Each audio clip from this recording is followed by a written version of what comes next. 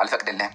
መተህ ፌስ አፕ ታደርጋለህ፣ እኛ ጋር ታወራለህ፣ ወይማ በ30,000 ሰው ፊት ትቀበላለህ። አሁንም እልክለታለሁኝ ለመጨረሻ ጊዜ። አይ ቲንክ ደቂቃው እየሄደ ነው ያለው። ከዛ ይቀበራል።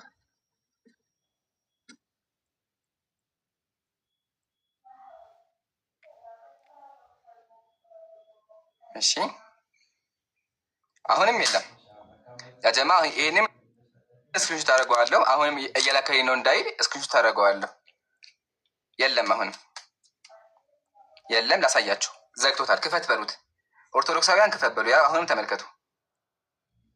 ያው የለም አሁንም ዘግቶታል። ከስር ኢንቫይት የሚለው ይታያችኋል። ዝግ ነው።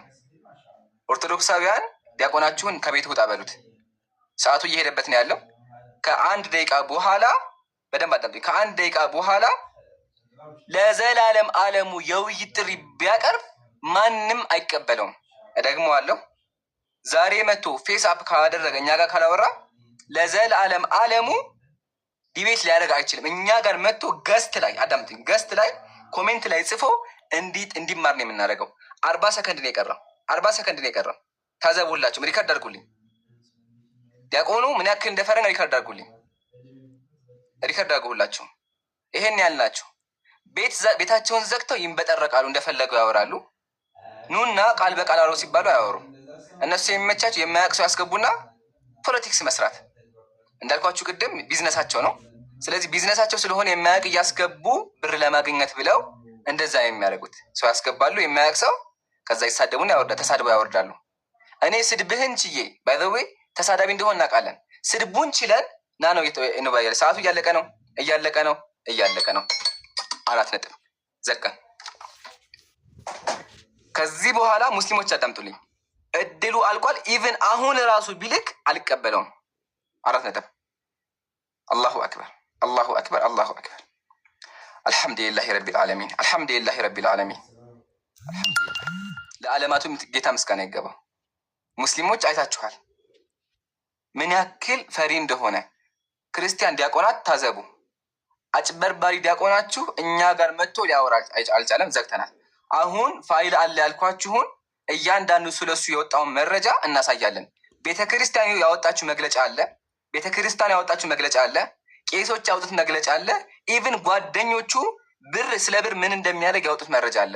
ቢዝነሱ እንዴት እንደሚሰራ ማለት ነው። ሶስቱንም መረጃ እዚሁ ላይቭ ላይ እናሳያለን። ሶስቱንም መረጃ እዚሁ ላይቭ ላይ አሳይተን ውሸቱን ማለት ነው በ4 ነጥብ ዘግተን ጉዳዩን እንጨርሳለን። ይሄን ያለው ኢንሻአላህ አንዱ ታሰሙ ቀጥልና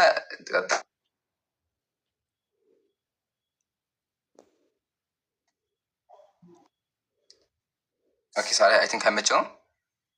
እሺ ወንድሞችን አስገባቸው። ሰላም ሰላም ወራህመቱላህ። ከዚህ በኋላ በቃ ጨርሻለሁ። ቢመጣም አልቀበለውም። خلاص ኢላ የውሚል ቂያማ እኔ ጋር ዲቤት ሊያደርጋችንም ዘግቻለሁ። ይቅርታ ጠይቆ ካለ እንደው ሜቢ ወደፊት አዝኜለት ከሆነ ላዝኝለት እችላለሁ። እንደው ያው አዝኜለት በቃ አስተምሬው ምናምን ችግር የለውም። ከዚህ በኋላ ግን ሙስሊሞችም አደራ ስሙን ድጋሚ እንዳትጽፉ፣ ውይይት የሚባል ነገር ድጋሚ እንዳታነሱ። ሰምታችሁኛል? ውይይት የሚባል ነገር ድጋሚ እንዳታነሱ። ፈርቷል። በቃ ስለፈራ በቃ እንዳሸነፍን አምነን ትተነዋል። በቃ እንዳሸነፍን አምነን ትተነዋል። አሁን እነዚህ መጽሐፍ ተመልከቱ። እነዚህ እዚህ ጋር 1 2 3 4 እነዚህ መጽሐፎች በሙሉ ከፍተን እንወያያለን። ከሱ በፊት ንጉስ እየዳ ወንድም ሳል ሀሳብ ካላችሁ ተፈበሉ። ወንድሬተር ወንድሞችን አስገቡ። ሰላም አለይኩም ወራህመቱላህ። ሁላችሁም እንዴት ናችሁ? 30,000 ህዝብ ሙስሊሞችም ክርስቲያኖችም እንግዲህ እንደሰማችሁት ነው። ለወራት ሲጠበቅ የነበረው ዲያቆን በመጨረሻው ሊመጣ ፈቃደኛ አልሆነም። እንግዲህ መዝገቡ ለአንዴና ለመጨረሻ ጊዜ ተዘግተዋል። እንግዲህ ለብዙ ጊዜ እኔ ፊት የሚቆም ሙስሊም የለም፣ እኔ እንደዚህ ነኝ፣ እኔ እስልምና አውቃለሁ ሲል የነበረው ሰውዬ 10 ሆናችሁን ብትመጡ አንድ ማድረግ እችላለሁ፣ ብቻዬን ዲቤት ላደርግ እችላለሁ ምናምን ብሎ ህዝበ ክርስቲያኑ ላይ ለብዙ ጊዜ ህዝብ ምንድነው መልክ ሲሰራ የነበረው ሰው ዛሬ አቅም እንዳሌለው እና ለፍስፍስ ደካማ እንደሆነ ሁላችሁም አይታችኋል። ኦኬ ምንም እውቀት ያሌለው አንድ ተራ ግለሰብ የኮርኒስ አይጥ ነው። ብዙ ጊዜ የምላቸው ጋይስ እነዚህን ሰዎች ምንድነው የኮርኒስ አይጥ ብዙ ጊዜ ኮርኒስ ውስጥ ሆነው ተደብቆ ይጮሃሉ። ኦኬ የኮርኒስ አይጥ ምሳሌ ነው የሚገልጹት እና ከላይ ሆነው አቡኪ ሚውት ከላይ ሆነው ይጮሃሉ። ነገር ግን ወጥተው ወርደው አንድ ነገር ምንም ሊያደርጉ አይችሉም። እንደዛ ናቸው ብዙዎቹ። ይጮሃሉ። ቤታቸው ተቀምጠው እንደዚህ ነው ሙስሊሞች እንደዚህ ናቸው እያሉ ይጮሃሉ። ነገር ግን ያን ጨዋታቸውን መጥተው ምንም ሊያሳዩ አይችሉም፣ አቅም የላቸውም። እና በኮርኒስ አይጥ ነው የምንመስላቸው፣ የኮርኒስ አይጥ ናቸው። እና ወገናችንም ያሳየን ነገር ይህንኑ ነው። አቅም የለውም፣ መጥቶ ዲፌንድን ማድረግ አይችልም። እዚህ ኢምራን ፊልም ቆሞ ደግሞ አርጊመንትን ማንሳት አይችልም። እምነቱንም ዲፌንድ ማድረግ አይችልም። እምነቱ ለምንድነው ዲፌንድ የማያደርገው? አንደኛ ክርስትናን በምንም መልኩ ስለማያውቀው ነው። የክርስትናን መሰረታዊ አስተምሮ ስላልተማረ ነው። እስልምናንም ደግሞ ከጎግል ከሚያነበው ነገር ያለፈ እስልምናን የሁላችሁ ጋይስ ከጎግል ከሚያነበው ነገር ያለፈ ምንም የሚያውቀው ነገር የለም። የፈረደበት ጄሚናይ ወደ አማርኛ የተረጉምለታል፣ እንግሊዝኛውንም አይችልም። ያው ህዝብ ፊት ነግራችኋለሁ፣ 30,000 ህዝብ ላይ ምንድነው የሚያደርጉት? እንግሊሽ ቴክስት አንብበው ወደ አማርኛ መተርጎም ስለማይችሉ ጉግል ትራንስሌት ይጠቀሙና ወደ አማርኛ ይመልሱታል። ጄሚናይ ነው፣ በኋላ አሳያቸዋለሁ። ስለዚህ ይህንን ይዘው ህዝበ ክርስቲያኑን ከማጭበርበር እና ምንም የማያውቁ ሰዎች ላይ መልክ ከመስራት ያለፈ አንድም እውቀት እንዳሌላቸው፣ ያ እውቀት ብቻ አይደለም ኮንፊደንስም ጭምር እንዳሌላቸው ይኸዋን አይታቸዋል። ስለዚህ ይህንን ነው እኛ ሞር ልናሳይ የፈለግነው። ሁላችሁም የእነሱን አቅም የእነሱን ነገር ተረድታችኋል ብዬ አስባለሁኝ። ጀዛኩሙላሁ ኸይር፣ ባረከላሁ ፊኩም። ብዙ የምናነሳቸው ነገራቶች አሉ። ሁላችሁም እንዳትወጡ በደንብ ኮፒ ሊንክ አድርጉ፣ ሼር አድርጉ፣ ብዙ ሰዎች ወደዚህ እንዲመጡ የምናነሳቸው ፖይንቶች ስላሉ ይህንን ነው መናገር የምፈልገው። ኢምራን ቀጥል። ጀዛከላ ሳላህ አፎን። አሁን ከመቀጠላችን በፊት ማለት ነው ማስረጃ ማሳያችኋለሁ ብያለሁ። ግን ቆይ አንዴ፣ አሁን ሰውየው አልመጣም፣ ዲያቆኑ ጨርሰናል። ግን ያልመጣው ለምንድን ነው ካላችሁ እነዚህ መጽሐፍት እንዳይከፈቱ ነው አይደለ? ዓላማው ህዝበ ክርስቲያኑ እነዚህ መጽሐፍ ተነበው እንዳይሰማ ነው። ስለዚህ ሁላችሁም አዳምጡ፣ ሪከርደሮችን ሪከርድ አድርጉ። እግዚአብሔር የሚያደርገውን ነገራት የእግዚአብሔርን ባህሪያት ከነዚህ መጽሐፍ የምንመለከት ይሆናል። ከመጀመሪያው ልጀምርላችሁ። ዋናው ነገር ከአምላካቸው ስጀምር አምላካቸው ደካማ ነው። ማስረጃ ቀርባለሁ። ስድብ እንዳይመስላችሁ ፕሊስ ክርስቲያን ወገኖች ተረዱ። ስድብ አይደለም። አምላካችሁ ደካማ ነው። ለምን ካላችሁኝ አምላካችሁ ራቁቱን የሆነ ሰው እንደ ህፃን ልጅ የሚያዝለው ነው። በደንብ አዳምጡ። ይሄ ነው አምላካቸው። ይሄ አምላክ እንዳይነሳ ነው። አምላክ በክርስትና ራቁቱን ይሄ የሚሄድ ሰው እንደዚህ አዝሎታል። ደካማ አምላክ ነው ያላቸው። ያው ይሄን እናንተ አንብቡት፣ እስክሪንሾት አድርጋችሁ አድርሱላቸው። እስክሪንሾት አድርጉት። መጽሐፋቸው የነሱ መጽሐፉ ይሄ ነው። ይሄ መጽሐፍ እንዳይከፈተው እንከፍተዋለን። ያው ገድለ አቡነ ገብረ መንፈስ ቅዱስ ምንድን ነው የሚለው? አባታችን ገብረ መንፈስ ቅዱስ ከዚያ ተነስቶ መላክ እንዳዘዙት ሄደ። በመንገድም 3 ሽማግሌዎች ደክሞ አገኛቸው። 3 ሽማግሌዎች እነማን ናቸው? 3ቱ ሽማግሌዎች ተነስተው ቆመው ለአባታችን ገብረ መንፈስ ቅዱስ በአንድነት በሶስትነት ተገለጹ ይላል። እነማን ናቸው? አምላክ ናቸው። አምላክ በክርስትና ራቁቱን የሚሄድ ሰው ያዝለዋል። ይሄ ነው የክርስቲያኖች አምላክ። ወገንታት አዳምጡ። አምላካችሁ ሽማግሌ የሚያዝለው ነው። ኢቨን ከሱም አልፎ አምላካችሁ እንደ ባቄላ እንደ ኪኒን የሚዋጥ ነው። ሰምታችሁኛል? አምላክ ሰው ጨጓራ ውስጥ የሚዋጥ ነው። ለሱ ማስረጃ ላቅርብ። ማስረጃ ያው ሙስሊም ካለ ማስረጃ አያወራም አይደለ? ያው ገድለ ዘርአ ብሩክ ሪከርድ አድርጉላቸው፣ ዓለም ይስማ። ዓላማቸው ክርስትና መጽሐፍ እንዳይከፈቱ ነው። ያው እየተከፈተ ነው፣ በ30,000 ህዝብ ፊት ማለት ነው። ገድለ ዘርአ ብሩክ ምንድን ነው የሚለው? በእግዚአብሔር ትእዛዝ 3 ዕንቁዎች ያ ጻድቅ አባታችን አገኘ። ባገኛቸውም ጊዜ እጅግ ደስ አለው። አንስቶ ዋጣቸው። አንስቶ ዕንቁዎቹን በላቸው። እነማን ናቸው ዕንቁዎቹ? ተመልከቱ። እኒህ የዋጣቸው ዕንቁዎች በዕንቁ ተመሰሉ እንጂ ዕንቁዎች እንዳልሆኑ አወቀ። እነዚያ 3 ዕንቁዎች የተባሉ 3ቱ አካላት ሥላሴ በንጽሕት ድንግል ማርያም እንዳደሩ በሆዱ ገብቶ አደሩ። ማናቸው? ሥላሴ ናቸው። አዑዙ ቢላህ። አምላካቸው እንደ ኪኒን በውሃ ይዋጣል። ይሄን የምታመልከው ክርስቲያን ወገን፣ ህዝቡም ዲያቆናቻቸውም እንዳሰሙ የፈለጉት ይሄን ነው። ግን ሰምታችኋል። አልሐምዱሊላህ። ይሄን ተመልከቱ። አምላካችሁ እንደ ባቄላ ይበላል። 3ኛ ትንቢተ ኢሳያስ ላይ እግዚአብሔር የሚናገረው በጣም ወሳኝ ነገር አለ። እሱን ነገር አዳምጡ። እግዚአብሔር ምን አለ? ለረጅም ጊዜ ዝም አልኩኝ፣ ጸጥ አልኩኝ፣ ራሴን ገታሁ። አሁን ግን ምጥ እንደያዛት ሴት እጮሃለሁ፣ ቁና ተነፍሳለሁ አለ እግዚአብሔር። እግዚአብሔር እንዴት የሚጮኸው? ምጥ እንደያዛት ሴት ይጮሃል እግዚአብሔር። አምላካቸው ምጥ እንደያዛት ሴት የሚያምጥ አምላክ ነው ያለው። ጥያቄያችን የሚሆነው እግዚአብሔር አስቀድሞ ማለተ መክቶ እግዚአብሔር ተናገረው ነገር አለ ትንቢተ ሚልክያስ ላይ። አሁን ለምን ትውጫለሽ? እግዚአብሔር አንድ ሰው አገኘና ምን አለ? አሁንስ ለምን ትጮያለሽ? እንደምትወልድ ሴት ምጥ የደረሰብሽ ንጉሥ ስለሌለሽ ነው ይላል እግዚአብሔር። ሴቷ ምን አላት? አንቺ ሴት የምትጮሂው እንደ እርጉዝ ሴት ንጉሥ የለሽም እንዴ ይላታል። ስለዚህ እግዚአብሔር የጠየቀውን ጥያቄ ደግመን እንጠይቀዋለን። ስለዚህ ምን እንጠይቀዋለን? እግዚአብሔር ምጥ እንደያዛት ሴት የምትጮኸው ጀዛኩሙላህ፣ ምጥ እንደያዛት ሴት የምትጮኸው አምላክ ስለሌለ ነው እግዚአብሔር ራሱ ምን አለ? ሴቷን አንቺ የምትጮሂው ንጉሥ ስለሌለሽ ነው አለ። እኛ እግዚአብሔር የጠየቀውን ጥያቄ ደግመን እንጠይቃለን። እግዚአብሔር እንደ እርጉዝ ሴት የምትጮኸው ንጉሥ ስለሌለ አምላክ ስለሌለ ነው? እንደ እርጉዝ ሴት የሚጮህ አምላክ የሌለው ደካማ የሆነ አካል አለ መጽሐፋቸው እንደሚናገረው። ይሄን ነው የፈሩት አጀማ፣ ይሄን ነው የፈሩት። ኢቭን ነቢያቶቹ ራሱ እግዚአብሔር አልሰማ ብሏቸው እግዚአብሔርን ሲቀሰቅሱ ነበር ከእንቅልፍ። ተመልከቱ፣ መጀመሪያ መዝሙረ ዳዊት ተመልከቱ። እግዚአብሔር ከእንቅልፍ እንደሚነቃ ተነሳ፣ የወይን ስካር እንደተወ እንደ ኃያል ሰዋል። እግዚአብሔር ከእንቅልፉ እንደ ሰካራም ሰው ተነሳ፣ እንደ ሰካራም ሰው ተነሳ ይላል። አምላካቸው እንደ ሰካራም ሰው ይነሳል። ማን ነው የቀሰቀሰው? ተመልከቱ፣ የቀሰቀሰው ማን ነው? መዝሙረ ዳዊት የእግዚአብሔር ቃል ምዕራፍ 44 ቁጥር 23 ላይ አቤቱ ንቃ፣ ለምን ትተኛለህ አለው። ነብዩ ዳዊት ምን አለው? ለምን ትተኛለህ? የት ላይ? 44 ላይ መዝሙረ ዳዊት 44 ላይ ዳዊት ምን አለ? እግዚአብሔር ተነሳ ከእንቅልፍ አለው። እግዚአብሔር ዳዊትን ከእንቅልፍ ተነሳ አለው። እንዳለው መሰረት እግዚአብሔር እንደ ሰካራም ሰው፣ ያው እግዚአብሔር ከእንቅልፍ እንደሚነቃ ተነሳ፣ እንደ ሰካራም ሰው ተነሳ። ይሄን ነው ክርስቲያን ወገን አምላካችሁ ብላችሁ የምታመልኩት። ቃላቶቹ ሊከብዳችሁ ይችላሉ፣ አውቃለሁኝ፣ እረዳችኋለሁ። ግን ደግሞ ዲያቆኖቻችሁ ይሄን ነገር እስካሁን ደብቀውባችሁ ነው። እሺ ፕሊስ፣ መጥፎ ነገር እንዳይመስላችሁ፣ መጥፎ ነገር እንዳይመስላችሁ። ኦኬ። ተጨማሪ እግዚአብሔር የሚያደርገው አንድ ነገር አለ። እርሱ ምንድን ነው? እግዚአብሔር ይሮጣልም ይበራልም። እግዚአብሔር ይሮጣልም ይበራልም። ይሄን ደግሞ የተናገረው የገዛ መጽሐፍ ቅዱሳቸው ነው። መጽሐፈ ሳሙኤል ካለ ምዕራፍ 22 ተመልከቱ። ሰማዮችን ዝቅ ዝቅ አደረገ፣ ወረደ፣ ጨለማ ከእግሩ በታች ነበረ፣ በኪሩቤል ላይ ተቀምጦ በረረ። እግዚአብሔር በረረ ይላል። ክርስቲያን ወገን አዳምጠኝማ። የሚበር አምላክ እንዴት ነው የምታመልከው? አእምሮ ይቀበለዋል? ኮሜንት ላይ ጻፉላቸው፣ በራሪው እግዚአብሔር ብላችሁ ጻፉላቸው እንዲገባቸው። እግዚአብሔር ያው መጽሐፉ እንደሚለው ተቀምጦ በረረ ይላል። የሚበር አምላክ ለምንድን ነው የምታመልከው?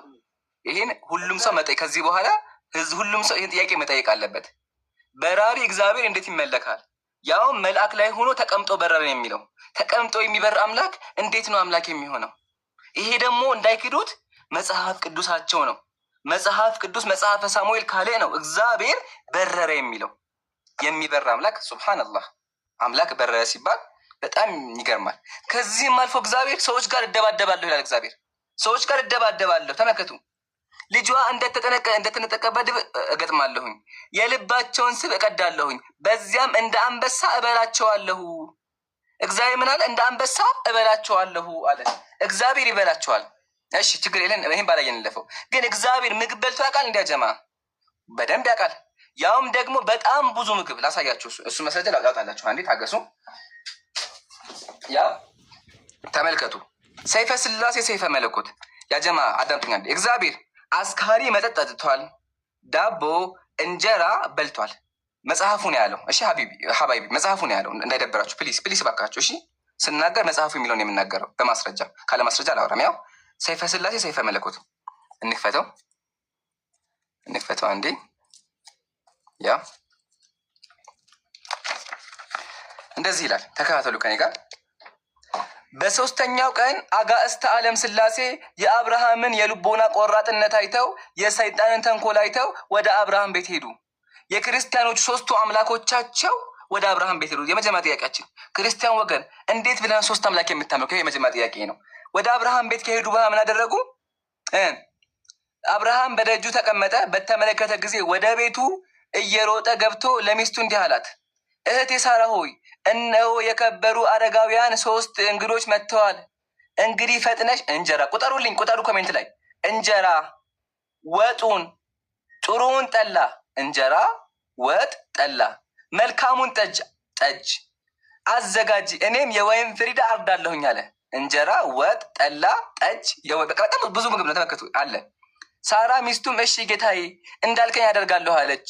ከዚህም በኋላ ለእያንዳንዳቸው ለየራሳቸው ታላላቅ ዳቦ፣ ለአምላክ ወፍራም ዳቦ ተጋገረለት።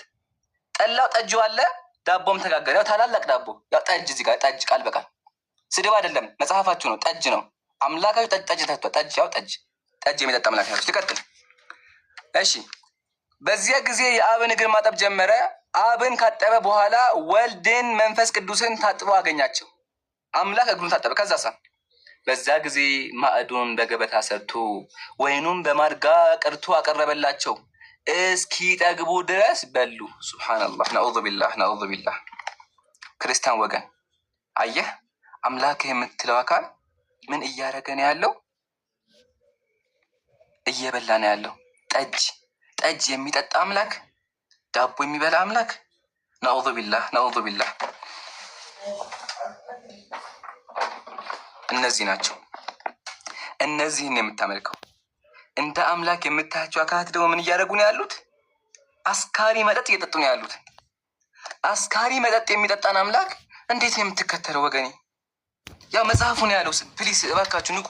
ያው መጽሐፉ ያው ጠላና ጠጅ ጠጡ።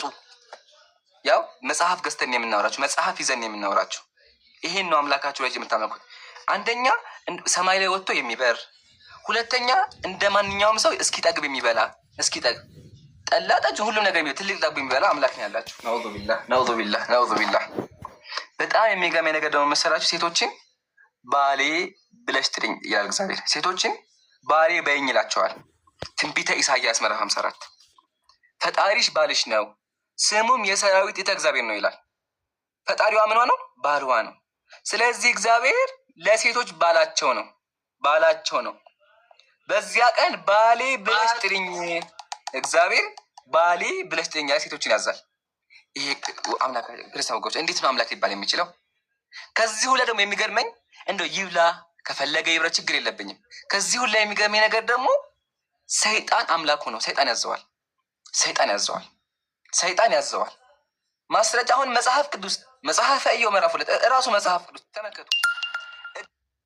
ሰይጣንን እስታካለ ነገር ሪፖርት የመጣን ኮፒ ሊንክ አድርጉ፣ ታብታብ አድርጉ፣ ኮፒ ሊንክ አድርጉ። እግዚአብሔር ሰይጣንን በውኑ ባሪያዬ ኢዮብን ተመለከትከውን? በምድር ላይ እንደሱ ፍጹም ቅን እግዚአብሔርን የሚፈራ የለም። በከንቱ አጠፋው ዘንድ በእርሱ ላይ ምንም ብታንቀሳቅሰኝም እስካሁን ፍጹምነቱን ይዟል። አምላክ ሰይጣን ያንቀሳቅሰዋል። ይሄን ነው ቄሶቻችሁ ለብዙ ዓመት ለመደበቅ የሞከሩት። ለዛ ነው ቤተ ክርስቲያን ስትሄዱ መጽሐፍ ቅዱስ የማያነቡላችሁ። እኛ ግን ዛሬ አልሐምዱሊላህ አስነባቸው፣ ከፍተን አስነባቸው። ቃል በቃል እግዚአብሔር ምን አለ? ብታንቀሳቅሰኝም አለ። ስለዚህ እንደ አምላክ የምታዩት አካል ሰይጣን ያንቀሳቅሰዋል። ኢቭን ያዘዋል። ተመልከቱ። ሁሉን የሚገዛ ሰይጣን መጥቶ በአምላክ ፊት ቆሞ እንዲህ አለ። ሰይጣን ሁሉን የሚገዛ ነው። በመጽሐፍ ቅዱስ መጽሐፈ ኩፋሌ እዩት፣ መጽሐፍ ቅዱስ ነው። ሁሉን የሚገዛው ሰይጣን ምን አለ? በአምላክ ፊት መጥቶ እንዲህ አለ፣ እነሆ አብርሃም ልጁ ይስሐቅን ይወደዋል፣ ከሁሉም ይልቅ እርሱ ደስ ያሰኘዋል። በመሰዊያው ላይ መስዋዕት አድርገህ ያቀርበው ዘንድ ንገረው ብሎ ሰይጣን እግዚአብሔርን አዘዘው። እግዚአብሔርም የሰይጣንን ቃል ሰምቶ ምን አለ?